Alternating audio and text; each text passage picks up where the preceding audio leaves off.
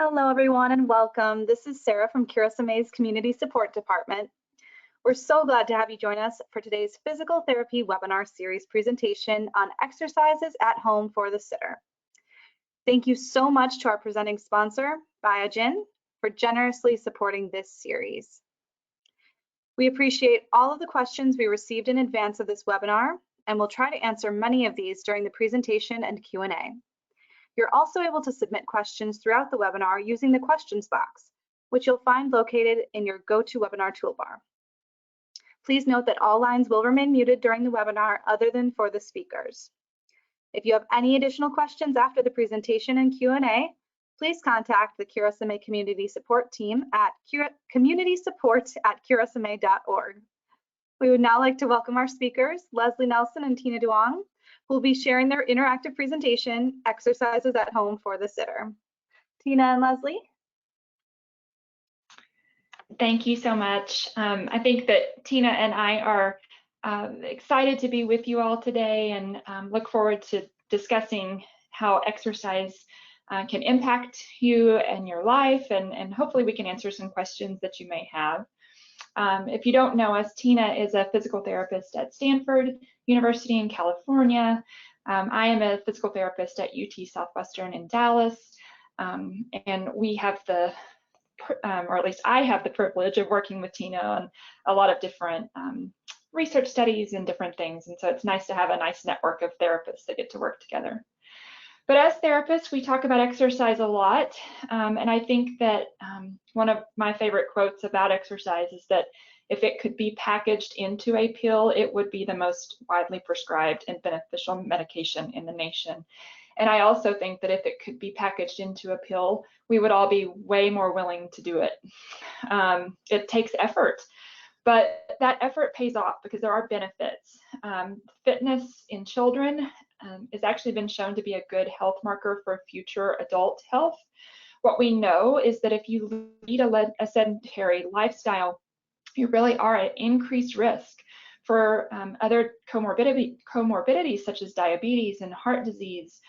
Pain can become a big issue, obesity, and then even cancer due to that sedentary lifestyle. So Tina and I hope that we'll give you some information and education on guidelines for exercise, and then also some options to help support an active lifestyle and things that are feasible for you at home. And so we hope that this is helpful. The other thing that kind of we're facing from challenge standpoint is the fact that we are in a new era with potential disease modifying therapies. And so with those new potential those therapies, we now have a different kind of perspective in how patients may respond. So it may be that patients with SMA may actually acquire new milestones that we wouldn't have previously anticipated. What we need, though, is we really do need more data in order to understand how exercise is going to impact patients that are on disease-modifying therapies and those with SMA. And then there are some patients that those disease-modifying therapies are not an option, and so we still need to understand how exercise can continue to benefit those patients as well. When we talk about prescription of exercise, it really is a prescription like a pill. When I talk to a patient about how much exercise is enough, we really do have an understanding of kind of the frequency and the duration and how much is appropriate. And so just like a physician would write a prescription for a certain dose, we really do need to dose exercise as well. And so before you start, we really would encourage you to talk to any healthcare professional that you see in your for your standard of care. But then also think about what would you include in your exercise program. And I think Tina and I would both say that it's not just about strengthening. You really do need to think about adding flexibility exercises, so stretching and positioning, as well as working on endurance. And we'll talk a little bit about how to do that. You will want to avoid fatigue and overworking muscles, and we'll give you a little bit of information on that as well. And so in order to do that, it's really kind of exercise in moderation, and we'll talk about some scales you can use to kind of judge what is enough and what's too much. as far as personalizing your exercise prescription, it really does need to be personal to you as far as what is your previous history. Have you exercised before? Are you brand new to this? That's going to affect how you start. And then the other thing is, it's not a static prescription. It doesn't stay the same, because as you start to change with those potential exercises that you're doing, you then have to modify in order to continue to benefit from exercises. Okay, next. We will talk a little bit about kind of the fit principles that we as therapists think about when we talk about prescribing exercise. So how often, or what's the frequency of exercise? How intense will you exercise? And we'll use things like how your perceived exertion, and even considering thinking about your heart rate and using that heart rate max that you might want to use.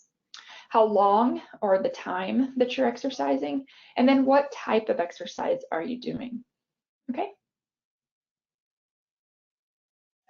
So we do have our standards of care document, that the updated standards of care that was published in 2018.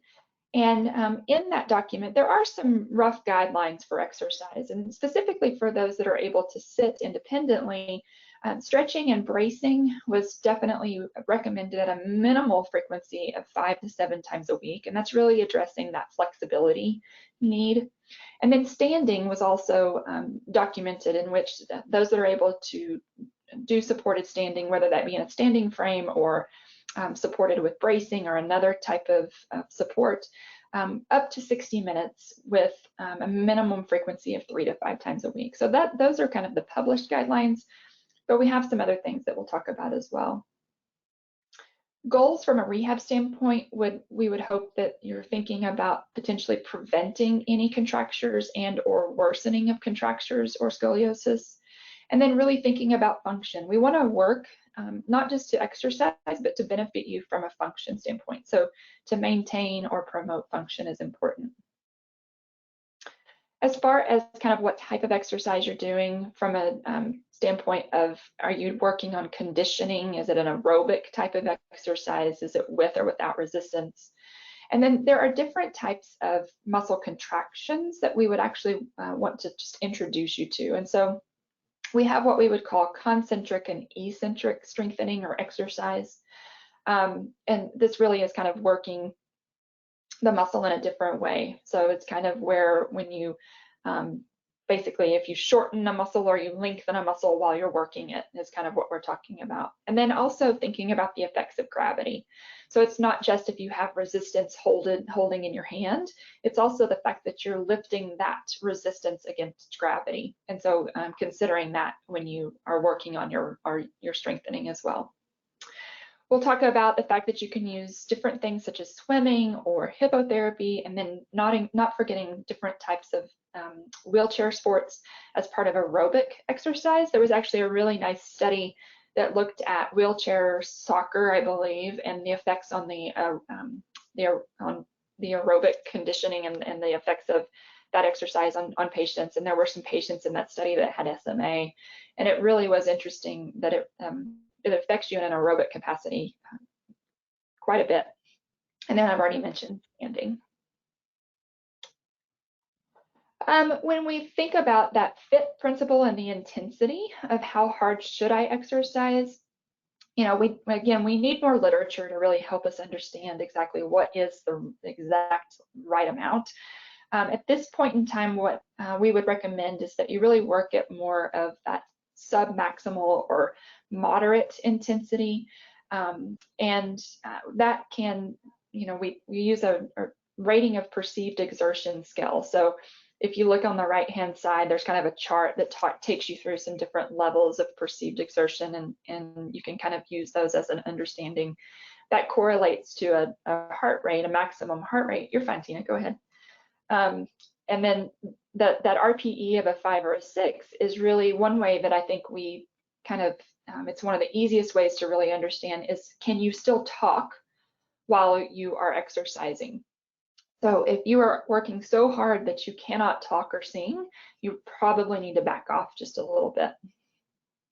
Okay.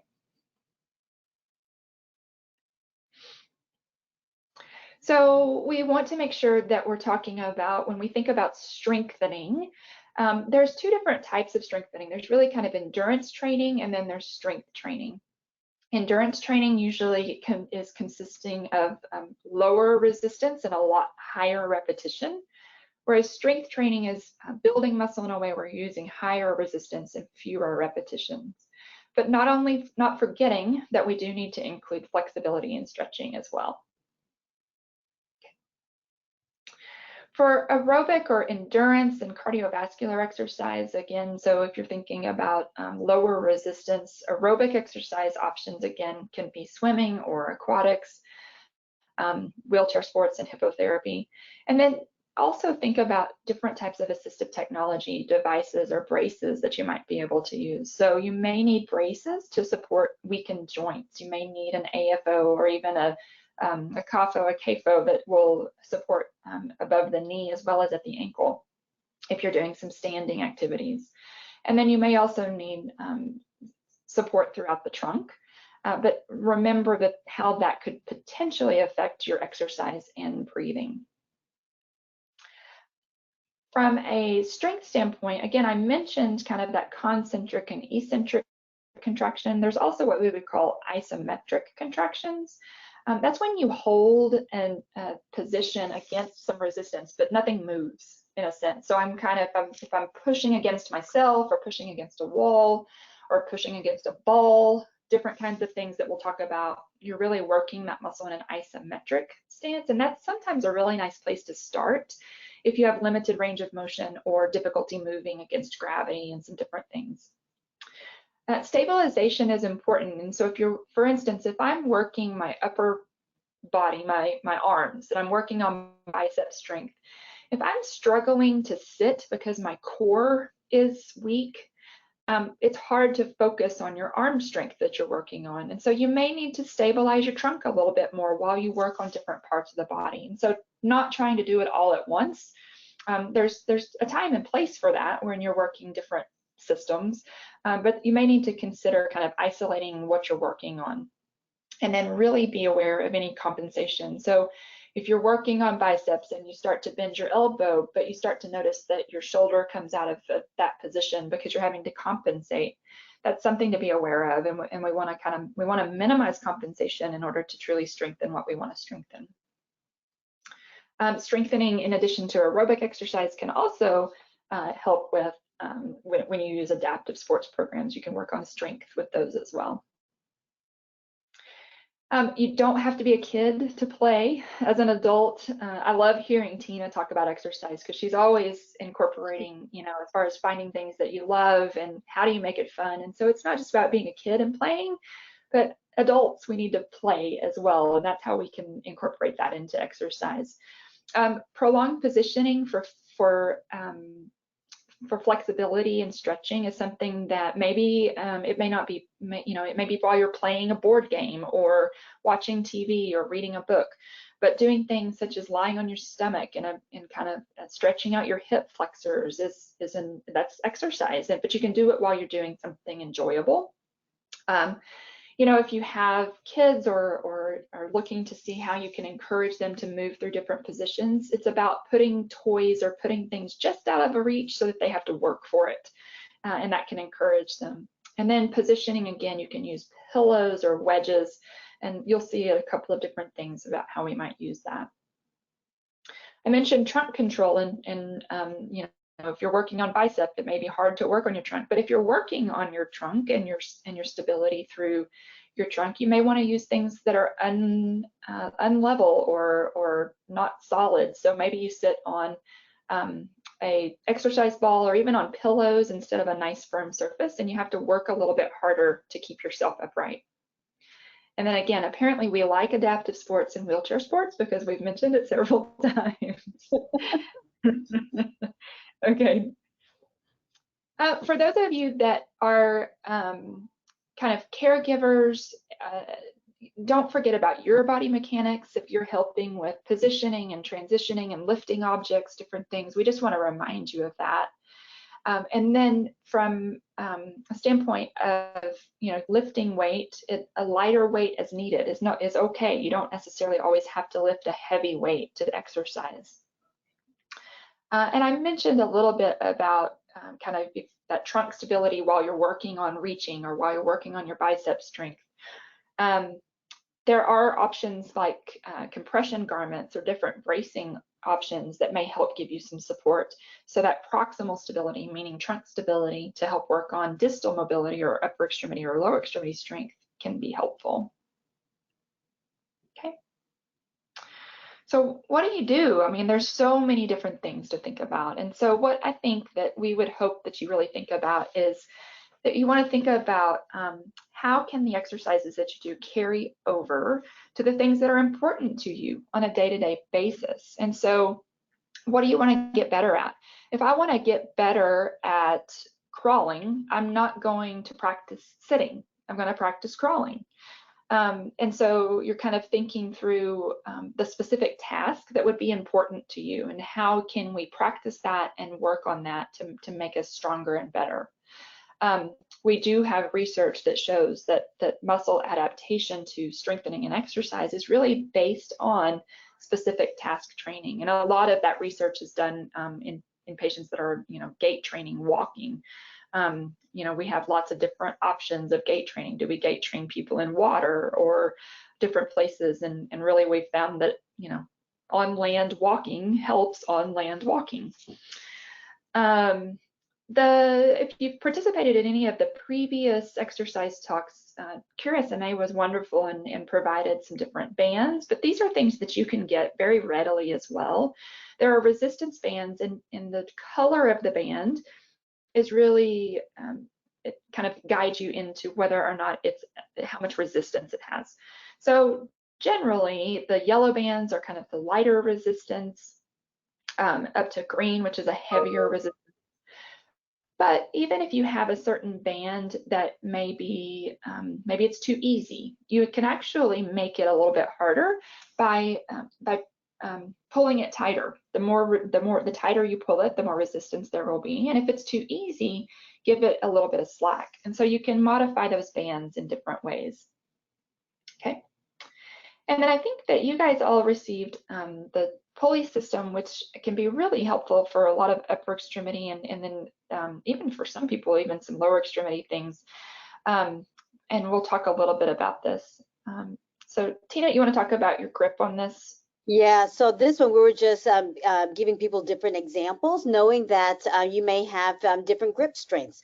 And so here I was just showing in the clinic that you can hold it and grip it in any way. If you don't have a good grip, you could just slide your hand through it and let it rest on your wrist itself. And that is a way that you could strengthen if you have strengthen your upper limbs if you have weak grip.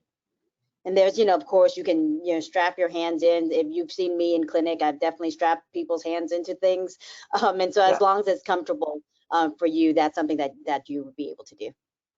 Yeah, I think you could use something like Coban, which is kind of a stretchy, easy tape that you could use to strap. That would be a nice way to do that. Okay, thanks. And now I'm going to give it over to Tina. She's going to talk a little bit about some of the exercises, and we'll get into the meat of the talk and go from there. Thanks, Tina.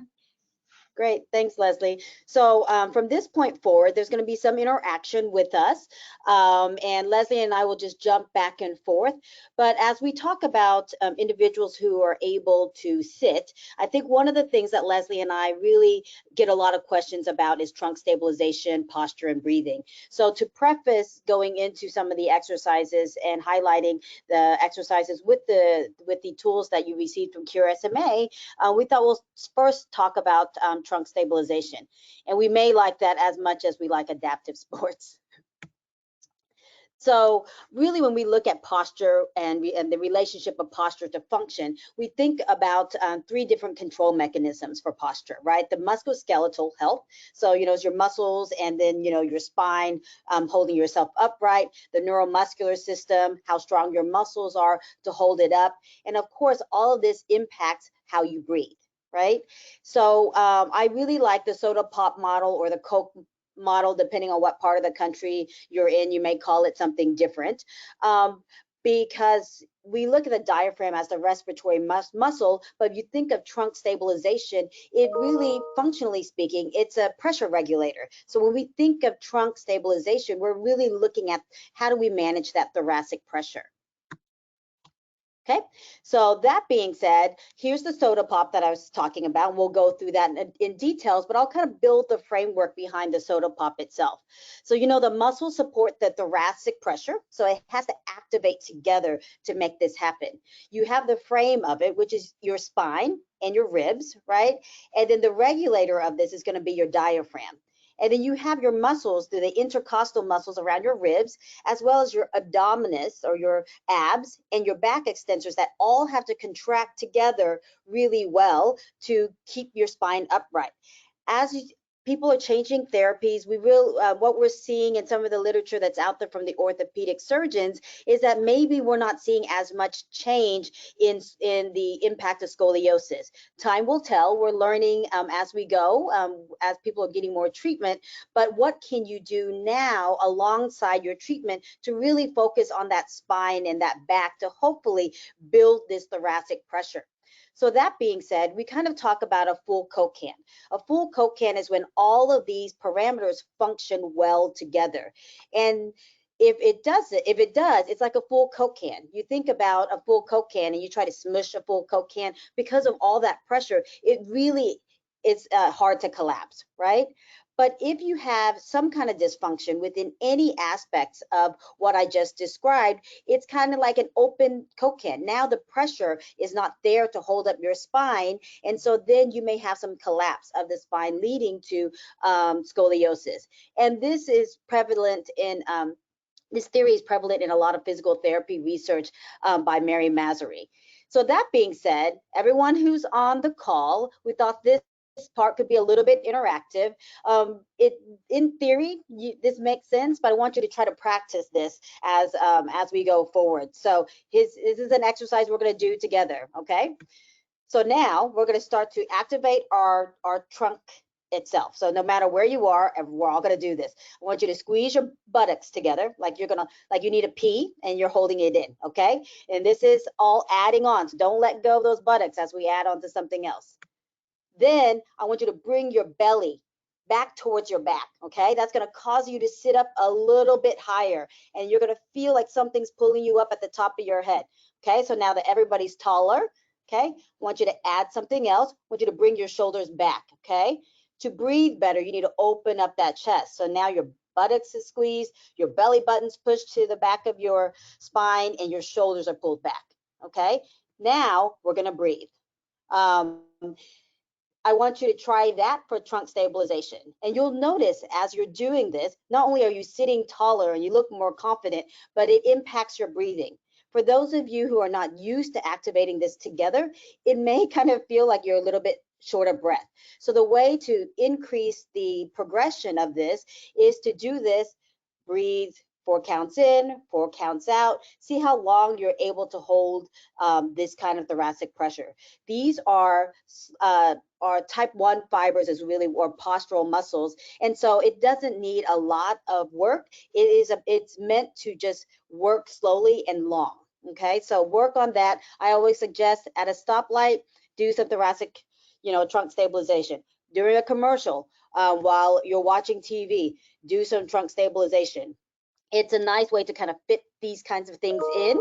And as you do it more, it becomes easier, and you don't have to think about it, because really trunk stabilization happens anytime you move. It just, as you get stronger, you add your arms, you add weights, you can add all sorts of things. But as we talk about upper extremity strengthening, think about that every time, and think about the quality. And the quality first starts with trunk stabilization.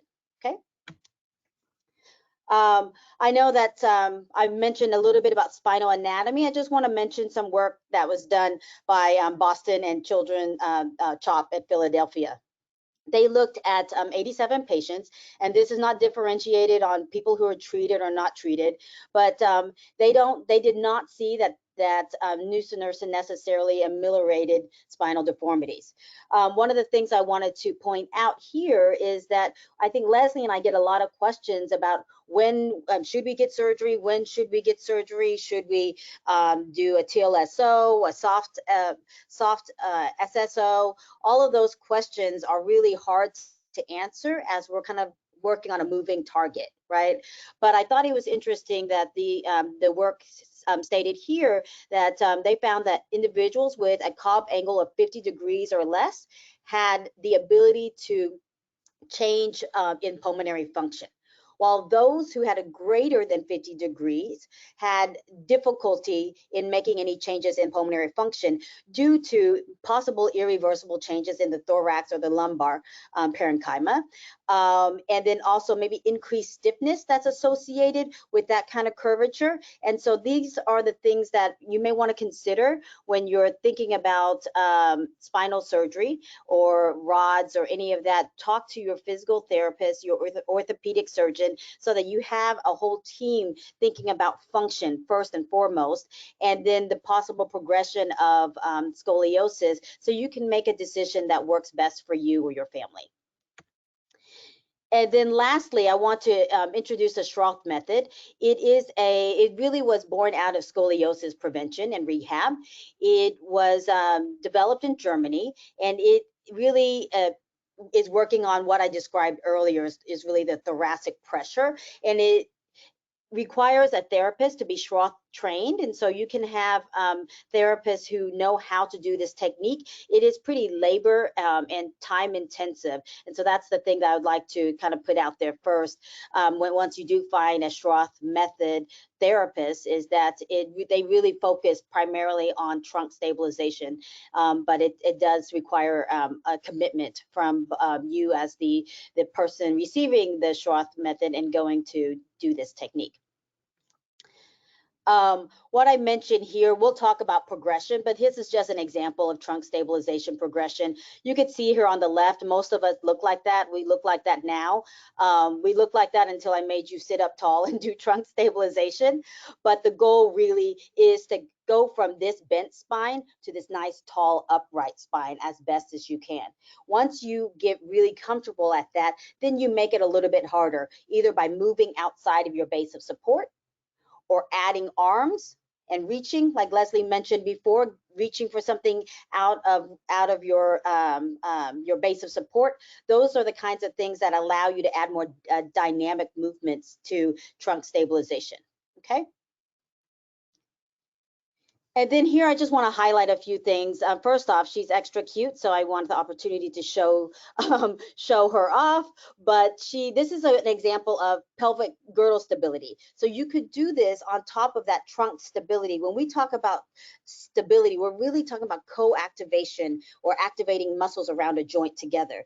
And it's kind of like not this fun or sexy thing to do necessarily, because you're not moving, but it is the core basis for good quality movement and prevention of injury. So make sure that you do focus on that. But what I like about this tall kneeling is that when you're thinking about walking or you're thinking about moving, usually it's about weight shifting. So here she starts with her in high kneeling, and then as she gets a little bit stronger or progressing, learning how to walk, she shifts onto one side of her leg, right? And then making sure that she has her buttocks activated and her trunk activated, then shifts to the other side. So these are the things to kind of think about whenever you're thinking about the quality in your trunk stabilization. And the other one, we see a lot of people who are like this in quadruped. And I know that this is crawling, but honestly, for trunk stabilization, all of us can do this type of exercise. You don't have to move. But this really helps co-activate that spine. A lot of people who are more advanced or have better trunk stabilization, maybe they'll do planks and different things. You can progress to that, but this is a great start. One of the things I want to highlight is that when you are in quadruped, make sure that you're activating your spine and your trunk together to make this to make the spine straight, because we do see this a lot. And again, this is the empty Coke can, right? So it's much more satisfying to be able to move, but you can do that, but just make sure at some point in your exercise routine, there's some just constant stabilization and you're thinking about that co-activation that we talked about before. Okay. And then, of course, we can't talk about trunk stabilization without neck stabilization. So what I found is when we say chin tucks, I think most people interpret chin tucks as bringing your chin down towards your chest. What we really are talking about is, for those of you who are old enough to remember this song, is like Walk Like an Egyptian, where she brings her, neck back. So you're giving yourself a double chin. This is the trunk stabilization we're really looking for. Keeping your head still and bringing your chin back towards your spine, okay? And then you hold that there. As you get stronger, you add that rotational component, all right? Then the other stabilization, I know we're super focused on stabilization, but that is the foundation for good movement. Is just really getting shoulder stabilization before you move those arms. And we showed this before. What it is I'm having her push down through her shoulders, okay? And then pinch her shoulder blades back whenever she's pulling that ball back. But this is nice way of stabilizing, not only at her shoulder, she can control it at the shoulder, but also as she moves the ball distally and bringing it back. So this one's really nice, and you can adjust it to meet your needs at home. Okay, I'm not sure what.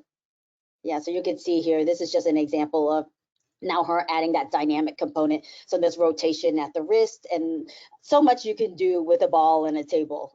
There's just some creativity around it. You can see that I'm supporting her at her shoulder here. And this is an example of me giving her some input so that she can activate at her shoulder. You can see where my hands are right there. So she can remember to push down, because naturally she wants to pull her shoulder up, right? All right. And then last thing I want to show you what you could do with this over-door pulley system. You may have gotten this in the mail and said, what am I supposed to do with this? You could find somebody very tall, which I needed, to hang this on the door right here. And you can hang it on the door, and it's just, a simple pulley system, but there's so many different things you can do with the pulley system. Here are some examples of shoulder abduction. And this one's just bringing your arm out to your side, okay? And the nice thing about this is you could do it yourself, kind of, the arm that's coming down, gravity kind of helps bring it down, or you can have somebody help you with that. What I suggest is that you want to exercise throughout that range of motion. So there's going to be different points where gravity is going to hit your shoulder abductors a little bit heavier than others, right? And so if you need more assistance down at the side, then you may have you have the other arm pulling a little bit harder. And then as you're a little bit stronger, make sure that you are moving that arm up. And then as it gets easier, whenever gravity is not hitting it as much, you don't want to use the other arm to assist it. Or you could think of it the other way. You could think of the arm that's actually up high also working. And so what you're working there, you're working some of the shoulder depressors and some tricep extensors. And so there are different muscle groups that you can work with this nice pulley system that you may have. And like Leslie mentioned, you should exercise in movement patterns that are functional for you. If you're trying to reach overhead, this is a nice one to be able to have a tool to do that. Otherwise, I think most of us, or who are not able to get their hand over their head, leave their arms by their side. You don't want to get any kind of frozen shoulder or stiffness because you don't get that range of motion. And with this pulley system, it may allow you to be able to do this without always having a caregiver doing your range of motion. Okay. You could try it at different heights as well. So here I want to bring my arm across my body, and then maybe I want to reach out to the side, but I want to train it in different areas in which I work. So what you may want to do is just change the height of the position on that. And so that's just another option for you there. Okay, and then there are shoulder flexion and rows. And so similar to the first video I showed you with the ball, you could do this also with the pulley system. Punch forward. So here, you could do rows. And so as she's rowing back, you want her to press her shoulders down and squeeze her shoulder blades. Okay, so this, the rows work a few things. They work your biceps and also your triceps, okay? Remember that in SMA, your biceps, meaning that the bending of the elbow is stronger than the triceps, which is the back of your arm, okay? So that may be something that you think about, because you don't only want to work the strong muscle, you want to work all the muscles, okay? Okay, rolling. Okay, so here you also want to work that full range of motion too. So here with shoulder flexion, remember we just did shoulder abduction. The same concept still applies, except for now your arm's going to be in front of you. All right. Whoop. Okay. And then Leslie here has some examples also. I can play those, Leslie, of using the bands, that for those of you who have bands, and maybe a little bit stronger to add to that intensity. Yeah, I think here, So Tina, this is just talking a little bit about that principle that if it's too difficult, you can see here she's not able to move through her full available range. And so giving a little bit of slack. Now that I've given a little bit of slack in the band, now she can go a little bit further and still work with some resistance. But that's something just to kind of keep in mind. And then I think the other one was just, again, now showing triceps. Now we're working on extending that elbow. Again, position is important, that her arm of her wheelchair is kind of getting in the way. And so maybe even taking her arm away so that now she can go through full extension and work that available range that you have. And so that's an important concept, and that working through what range you have is important as well. Okay. You can work on external rotators for your shoulder, which are, again, kind of stabilizers in a sense. And again, thinking about the slack, if you have some weakness there and it's difficult to pull the band apart, make it a little bit easier. And then here on the other side, I think, you can talk, Tina, but it's just working at a different angle, working on those same muscles, but actually using the band to assist as she comes out, and then she's having to work against the band with resistance as she comes in. And I don't know if there's anything else there, Tina, to kind of highlight. No, that's great. Yeah, I mean, the tools that Curacao may provide, it really gives you a lot of options to no matter what starting level you're at. So I think that's nice. And yep. Here is rows, and I think the first thing I would say is this patient of mine I absolutely adore. And that very first row, she really rowed with her shoulders way up here, and she wasn't thinking about the stabilizers that Tina's been working on. And so just to be aware of that. And as soon as I told her keep your shoulders down, then working on rowing back was just makes it a different exercise in a sense. The only other thing I want to say about that one real quick is she is sitting with her feet unsupported, which means she's having to work her trunk as well as her shoulders. So if you wanted to if it was difficult for you, you might lower the table or sit in a different table or put a box under your feet so that you're nice and stable with your feet supported. And that would then take that trunk control portion out of it a little bit. Yeah, and this next one is similar to what I showed you before with the pulley system. You could do it with the pulley system, or if you want your caregiver to work out as well, you could always use the bands, and the bands kind of take away gravity, and your caregiver is kind of in tune with you, so she feels you activating your muscles. She just supports you, but you're doing the most of the work. Okay, so you have a few options that you could use with the bands and the pulley system. And again, it's just showing you the different heights that you can do this in. All right. Lower extremities are kind of same concept. I think that you know, most of you will find that it's much easier to bend your knee against resistance than it is to straighten your knee against resistance. And so again, just thinking about what exercises you need to do that will help you functionally. And so if the band is too much, then it may be that, you know, if she had trouble extending her knee against the band, maybe she needs to lie on her side and take gravity even out of the picture and work on extending so that she's working her quadricep when she's straightening her knee, but not having to work against gravity. And then possibly once that gets easier, then you try lifting against gravity as well. Yeah. Working on hip muscles, strengthening the insides, your adductors, the muscles that kind of bring your legs together, squeezing the ball. And again, this is kind of what that isometric contraction that we were talking about, where you're kind of holding the muscle at a position. You're activating the muscle, but it's not having to move through any range per se. Yeah. Okay. And I think the only thing with this video is showing really is that this, even though we've shown kind of like, you know, active assisted strengthening, you really can use, oh my gosh, I'm laughing at myself so I can hear it.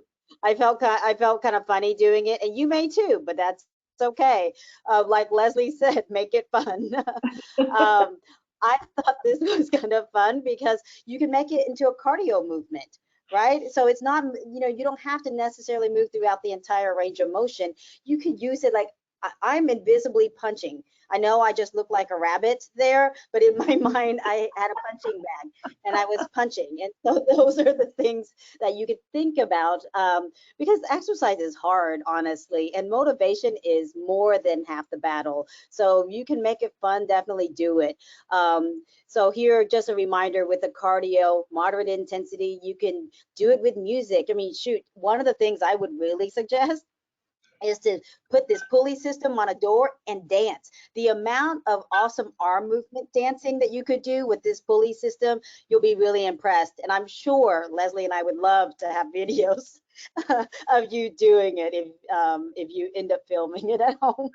That would be awesome. Yeah. And some of the other things that I just have to throw in there just so that you're aware, because we do see some patients with this for physical therapy. People ask about functional E-stem, like this young lady, she's doing an assisted arm ergometer, and you can see this functional E-stem, which is just low-grade electrical stimulation for neuromuscular education, not an activation that's going to cause your muscles to actually move your joints. And so this just tells her when the muscle should be moving. You can see the therapist's arm is trying to help her stabilize at the joint there. And there's a couple ways you could do it, or you could do it here like Olympic this. athlete. Well, hang on. How are you doing, Olympic athlete? Sorry, this is me trying to be a Peloton instructor. But this is also an assisted cycle, but I wanted to show you this wrist strap. Is just you put your fingers through it, and it allows you to hang on to any kind of grip device that if you don't have enough grip. So you can see there's different methods of doing that. You can see they strapped this young lady's arms, but with him, he has a glove. And then lastly, this is one of my favorite devices here. She only has basically wrist and a little bit of elbow flexion, but with this device, she's able to not only improve her function, but work through her entire range of motion with this external device. And so options are out there. Talk to your therapist, and they can help you try a few things, find things that may work best for you. I think, you know, Tina mentioned that exercise is hard, and she's not just talking about the physical performance of exercise, but really, truly that motivation and finding the commitment to do it. And so, again, really trying to make it fun. If it's not fun, you're definitely not going to want to do it. And so, again, there's those adaptive sports. But I think where that comes into play is that, you know, there's a community there. You make friends, and then there's also accountability. If your friends are expecting you to show up, then you're more likely to show up. And so if you need an accountability partner, think about that. From that discipline standpoint, if you set a plan, That will help. And then the more you do it, it really does create it more of a habit, and you start to miss it if you don't do it. Again, support groups or some sort of accountability partner. And then even also think about maybe using things like exercise trackers or goal trackers. If you're a list maker like Tina and I are, you can check those things off the list. And that sometimes helps as well, because it's an incentive if that's the kind of personality that you have. Or maybe your incentive is, if you work out 2 times this week, you know, you get to go to a movie, or you get to something that would be an incentive for you. And that's all personal. It really depends person to person. Yeah, I mean, I agree on the accountability partner. That is something I use a lot, especially when I'm out of my element or not at home. You know, and Leslie knows, I would say, hey, you want to meet me for 7 o'clock run? You know, it maybe it's a walk or run, but if I told somebody I'm going to do it, I'll more likely do it than to just, you know, do it by myself. I'll probably end up staying in bed, right? So those are the kinds of things that help you be more accountable to yourself whenever you drag someone in to doing it with you. This is just a really nice example of a tracker that includes all of those fit principles, where you can document and keep track of your frequency, your intensity, time, and type. And this was just a nice chart that Tina shared with me. We do want to make sure that you are aware and considering any potential medical considerations. Really, the risks are limited, and benefits are more numerous. And so we're not saying that the risks are going to keep you from exercising, but be aware that you do have the potential for increased injury, especially if you're compensating or using muscles in the wrong way.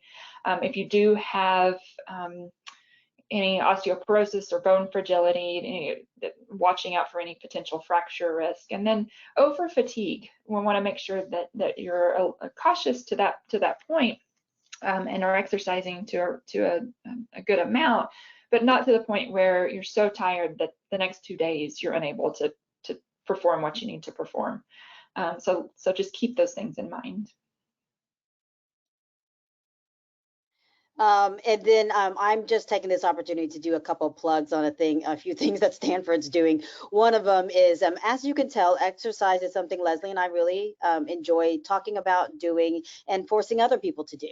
And so wanted to let you know that at Stanford, we're doing an exercise testing study to develop the methodologies that Leslie mentioned about dosing exercise. We have to first learn how to test or measure it. And so that's the goal of this. If you're interested, please do reach out. We have different types of devices in which you can exercise. So don't think that just because you can't grip or you don't have hardly any hand movement that you will not be able to do it.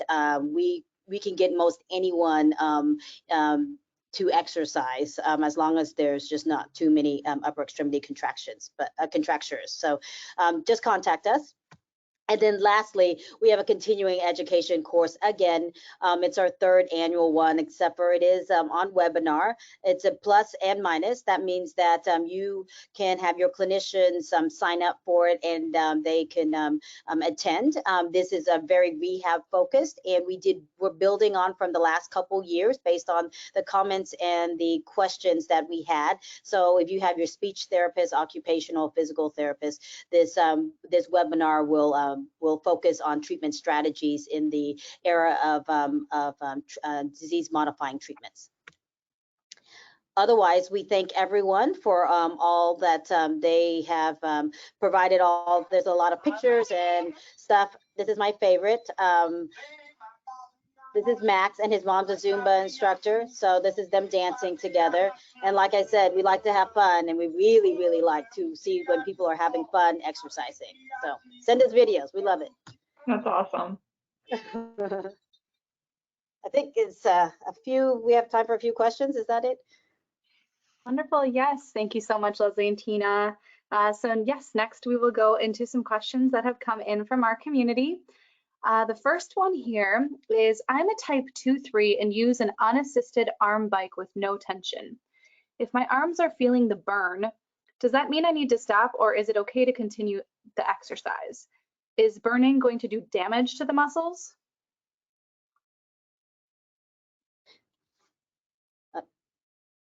I would say burning is not going to do damage. My muscles burn too when I exercise. That means you're working it very hard. Leslie mentioned the overwork piece of it. If you're doing this arm bike and then the next day or even the evening you can't eat because you can't get your hands to your mouth, that's too much.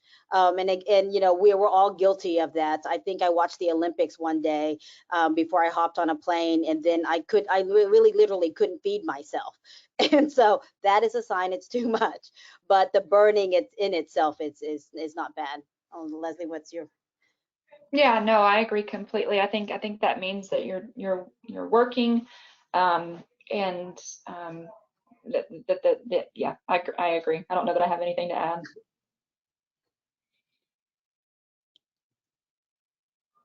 Okay, great, thank you. Our next question.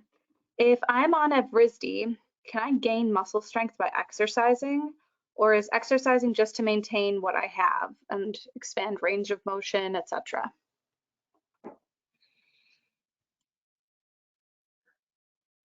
Tina, I'll let you start. You know, exercise in general is not bad, right? And right now, I mean, we don't know if the combination of exercise and Evrysdi is going to be better, but because you have SMA doesn't mean your muscles are any different from the benefits of exercise as those who do not have SMA. So in theory, the combination of exercise and treatment together should be beneficial. And anecdotally, that's definitely what I've seen for the patients who are able to invest time in exercise. We do see that they seem to gain function better and maintain that function, as well as even the mental health aspects of it. So in my mind, combination therapy is the way to go, and combination meaning adding that exercise piece.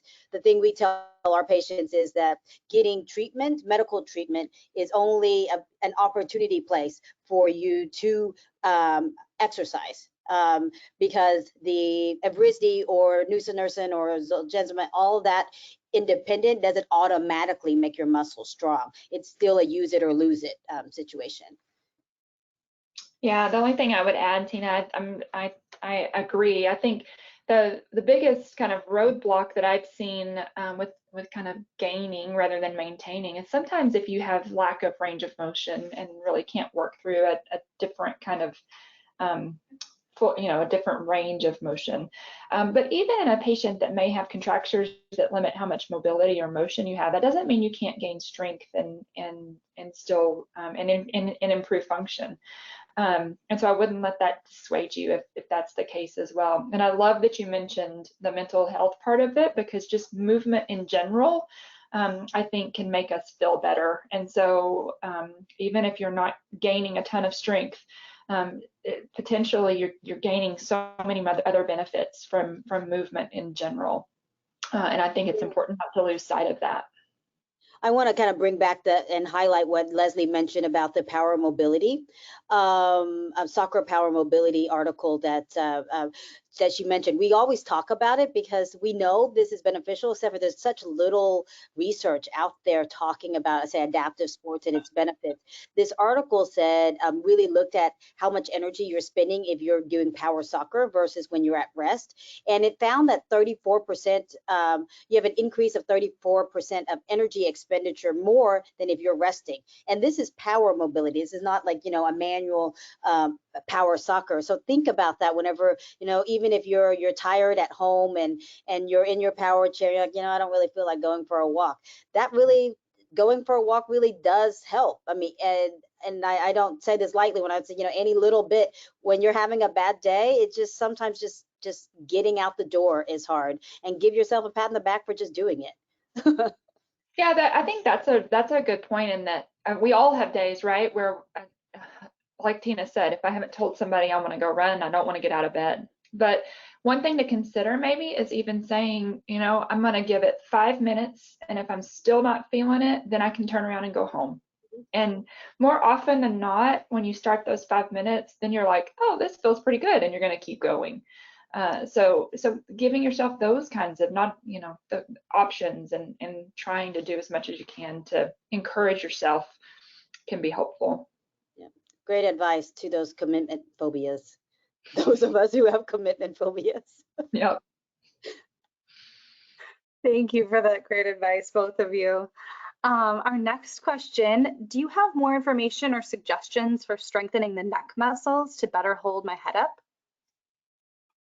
Yeah, it's, as far as kind of stability of the neck and head, the head is heavy. I mean, it's a bowling ball sitting on a tiny little set of muscles. And so I loved, Tina's exercise that she showed as far as working on those deep neck flexor kind of strengthening exercises, her, chin tucks per se, where you're working on endurance. If you're in a if you are in a wheelchair and have a headrest, even isometric, kind of pushing your head back against your headrest is working your neck extensors. That can be helpful. Trying to think if there's others off the top of my head. Do you have anything off the top of your head, Tina? Yeah, I mean, for those who have, because all of you have such large brains, your heads are so heavy. I'm kidding. You may want, somebody you trust to kind of help hold your head, so you have more confidence in being able to move it or unweigh it a little bit to work those neck muscles. Fantastic. And then I think we have time for just one more question. We have a parent that is looking for exercises that will help improve strength in the back. Their daughter has scoliosis and continues to progress, and they know that growing rods are a must in the near future, but they would like any exercise to help delay. Yeah, I think that's why Tina and I both kind of focus so much on that stability in the beginning and trunk stability, and because it's all about endurance. And first and foremost, what I would tell you is, I think as a physical therapist that works in a clinic for patients with SMA, I look at seating. And so if you're in your custom seating in a wheelchair, those kinds of things, and really looking to see, does that need to be adjusted to help support you in different ways? Because if you think about it, we can work on exercise as much as we can, but then there's going to be times where you are tired and need to kind of relax into your supported seating. And if that seating isn't adjusted well, that's going to continue to facilitate that position that's not quite right. So I know that's not exercise related, but don't forget about your seating, custom seating, and how you're positioned for the majority of the day. That'd be one thing. There are exercises, again, you could do isometric kind of strengthening where you're kind of stabilizing and holding your trunk in different positions. And so isometrics where you're pushing back into your chair or working on, Tina mentioned kind of moving out of your center of gravity or your stability.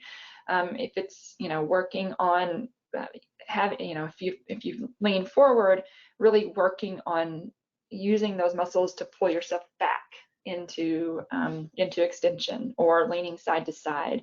And you may have to start really small. It may be just small movements outside of your center of gravity, or if you're a little stronger, it's larger movements outside of your center of gravity, but just kind of working through those different active motions. Anything else, Tina? Yeah, no, I really loved your pointing out that there's different ways of supporting the trunk. Just because we emphasize the strengthening piece of today, because it's an exercise talk, you really should utilize those passive movements, because honestly, we don't all sit up tall like this every day. And so whenever you're tired or when you're in a stander, use the supports. Leslie mentioned isolating, so that you can really focus on the quality of the movement whenever you're actually strengthening, but use those supports when you need it, as you need it, to keep that spine in the most upright position as possible. Yeah, and then that reminded me, your Coke can kind of reference and working on that. And when you had us all sit up straight, right? Some of you doing that one time may have been fatiguing, but don't let that dissuade you. Maybe you need to do it one time, but do it several times throughout the day. And again, like Tina mentioned, have a reference for that. It's when you get to a stop sign or a stoplight that you do it. I've had patients set a timer on their phone or on their watch that every hour I'm going to work on, it may be one repetition, but I'm going to do it every hour. And the more you do that throughout the day, like Tina mentioned, it really does become more of a habit, and your body actually starts to adapt to that a little bit better. For those of you who have iPhones, you know that annoying thing that says stand up now or breathe, that could also be something that's a signal for you. I personally turn it off, but if you have that, that's another cue throughout the day too that says, oh, it says to breathe. Okay, let me just sit up and try to, you know, do some stabilization exercises. Great. Well, thank you both so much, Tina and Leslie, for taking the time to answer all the great questions that came in from our attendees today. And also, thank you both for such a great presentation, really your time today, and the demonstrations that you provided and shared with the community today. And we're also so grateful. And we're also so grateful for all of you who attended today's webinar. You'll be receiving a follow-up email with a survey link, and we welcome any feedback that you have to share with us. And thank you so much again to Biogen, our presenting sponsor, for their incredible support and truly making the physical therapy webinar series possible. And if there's anything that we can do for you or any additional questions that you have, you can always email us at communitysupport@curesma.org. Thank you. Have a great evening, everyone. Thank you. Bye.